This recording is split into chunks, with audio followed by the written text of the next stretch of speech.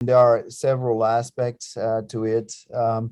The first, the first important step is that we have to register the reconstructed images from CT or MRI, whatever modality you use at that time, with the coordinates in the CARTO, arrhythmia, insight system, whatever. So we've been, investigating that quite a lot, because it's not a trivial issue. You have to have a registration you trust so that you can really be accurate when delivering the lesions. And if you go retro-aortic, then fast mapping the aorta with, for example, the ablation catheter is a very good option. It's much better than trying to register on the atria for reasons that Hubert can explain further. I don't know, you may want to do that now, Hubert, and then I'll get to the yeah, if you will, because yeah, this is a mistake that we've made, and that some of our colleagues have made also, because registering on the atria works for AFib procedures because the imaging is done during end ventricular systole, when the atria are at their maximum size. So the electroanatomical geometries of the atria match well with the CT scan. In ventricular cases, it's the other way around. We are imaging the heart at ventricular diastole, and at that phase, it's usually immediately before the P wave, the atria can be half their maximum volume, particularly in patients that have normal filling pressures. So you would end up with non-matching volume. So the best way to go is indeed the great vessels. So aorta or pulmonary artery, right, Pierre, when you go transeptal?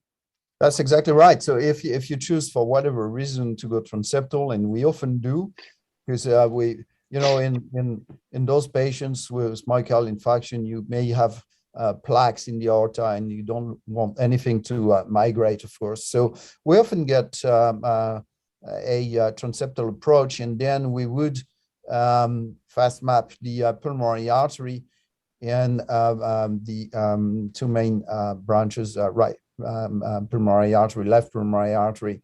This also proved quite effective.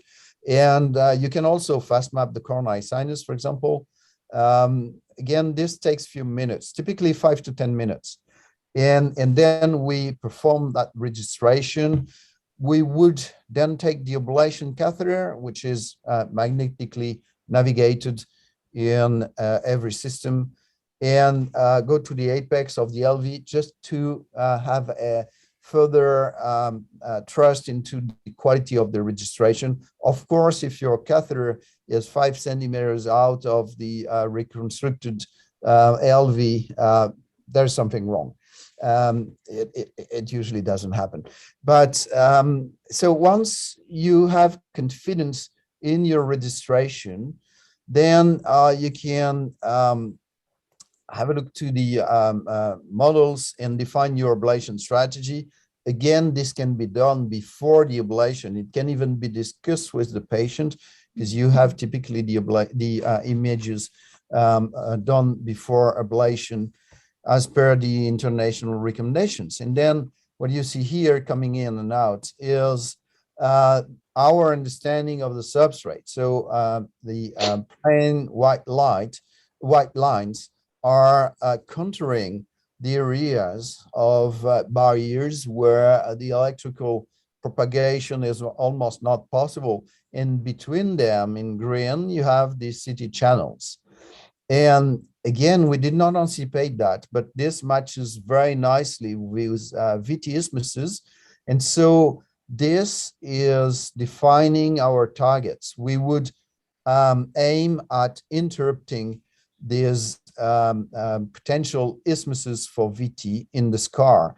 The other very interesting information that is provided by the CT scan is that not only you visualize those isthmuses, but you also are able to identify the area where the thickness in the isthmus is the smallest. And this is interesting because we have learned by matching, imaging and some recording, particularly epicardial recording, whatever. We have learned that RF can do a good job and up to 4 or 5 millimeters in depth. And so this is important information. And it means that you would rather ablate the CT channel where the wall thickness is no more than 3-4 millimeters, so that you have transmural lesions that are more likely to be durable. And this may be potentially a good way to reduce the amount of recurrences we may have after ablation. So this is what is shown here. And that's important because we've made the mistake a couple of years ago to try to block the entrance and exit rather than these more vulnerable areas in the CT channels. So do not do that as we did, and take advantage of what we learned. Go for the easiest and lowest hanging fruits. So that's quite a lot of information in those images, right, Hubert? Yeah, definitely. But one thing what should be mentioned here is that this thickness analysis is particularly suited to post-MI VT. It works in almost every post-MI VT because these patients usually have very old infarcts. And these infarcts remodel through time, and this remodeling induces thinning that is heterogeneous. And the reason why we have to wait 10 years is that this scar has to mature before being prone to re-entry. And this is what CT maps very nicely. In non-ischemic diseases, maybe we'll get to there later, but it not always work, except for one particular subset of patients, which are the ones who have old chronically remodeled myocarditis that are associated with severe thinning and that can be interpreted as we interpret ischemic VTs, and potentially also amenable to endocardial ablation because the wall is so thin that even though the scar is predominantly subepicardial in myocarditis, it can be accessible from the endocardium. But for other non-ischemic VTs, we probably will get that later. It's probably other strategies that have to be implemented. Hubert, I think the right part of that slide was showing something interesting, which is a reaction. Sorry. I don't know if you want to comment that, but clearly it looks a bit primitive, those white arrows on the right reconstruction, where you see the ablation catheter with the force displayed. And these are drawn directly in the navigation system, right? So yes, so this has changed, obviously. This is a case illustrating what we were doing several months ago, where we had to annotate this in Carto. But now in the inHEART platform, there are multiple tools for the clients to be able to annotate the model, drawing lines, distributing ablation points, and all this can be exported in Carto and Navix and other 3D mapping systems. Thank you.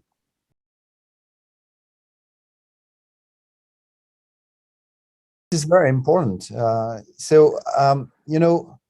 This is how we started, because at the beginning of it, we had no idea that imaging could provide so rich information. And so the first step was this correlation with electrical activity.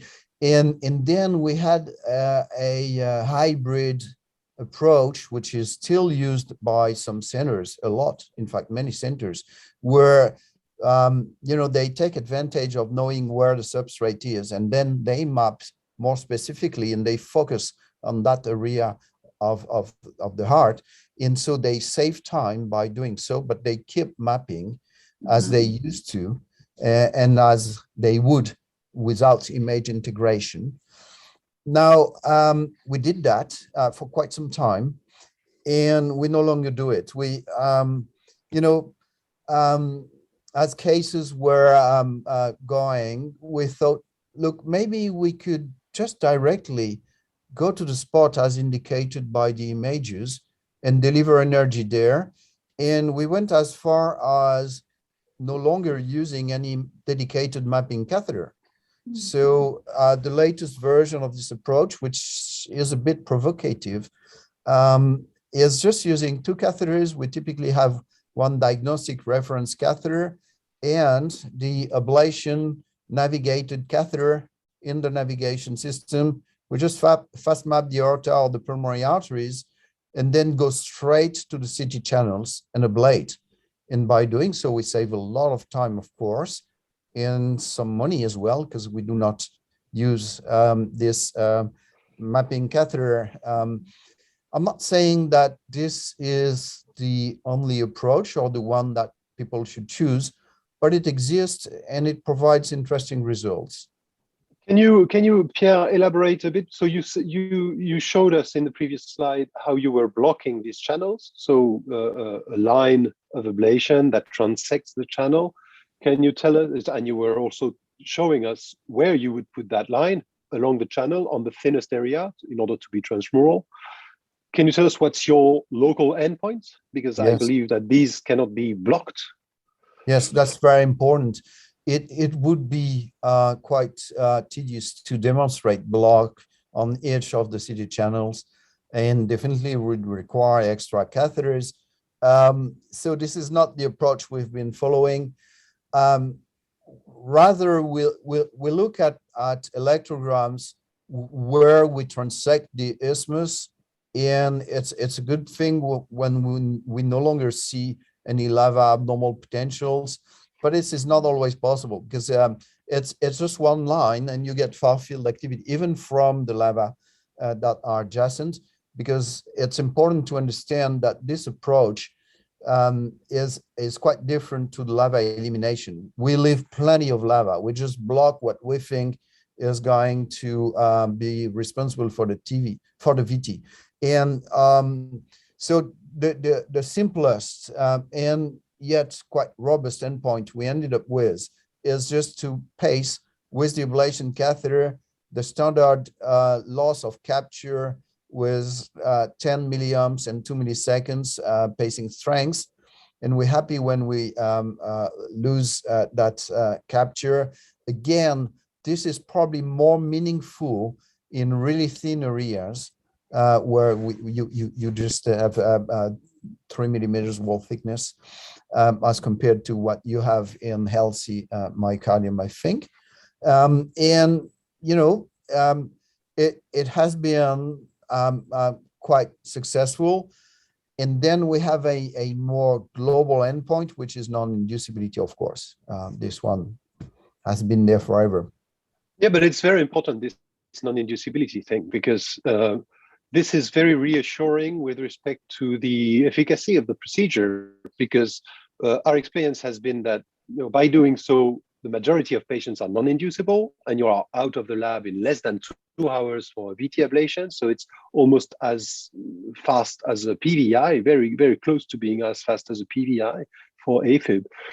But if there's something that remains inducible, you convert to the pace mapping and entrainment mapping strategy, and you chase these remaining VTs that are usually super fast and maybe different. But what I'm saying is that the endpoint being the same, it's a win-win, because even if you have still inducible VTs, you will gain hours of procedures by doing so, with no risk, and the same EP endpoints. That's important for the final endpoint. Absolutely. And in addition to that aspect, I think one of the things I have been considering very important during my entire career is that we have to make it as easy as possible for the patient. And this means that if we can work in sinus rhythm, if we can stay away from general anesthesia, from hemodynamic support, etc., we are probably doing a better job for our patients. They will recover faster, have a better experience. And this approach is really suited for that goal, where we don't even try to induce before starting the ablation. So we would straight go to the point, devote really the time in the lab to ablation, which is what cures patients or what improves patients, rather than trying to understand the substrate mechanisms, etc. All this part is taken care about by imaging and is defined before getting to the lab. So in the lab, it's really about treating the patient quickly, efficiently, and with the least amount of stress as possible. So yes, you're right. If patients are inducible at the end, we would convert to a more conventional approach if we think that what is inducible does not use the CT channels. And we have to check that. It's important. And in 20% of those cases, it's in fact insufficiently ablated channels or reconnected channels that we have to take care. And if it's not that mechanism, then we also learned a lot from images, because we have another type of VTs that might be inducible after we took care of the CT channels.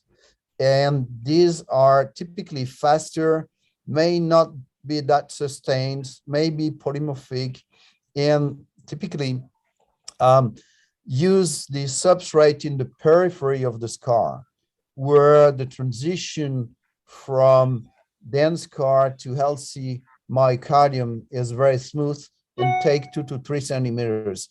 This seems quite characteristics. Yeah, exactly. That's the area Hubert is pointing out at now. And when you have a very abrupt transition between the dense scar and the healthy myocardium, you don't see those arrhythmia. So that's also one of the benefits of using images.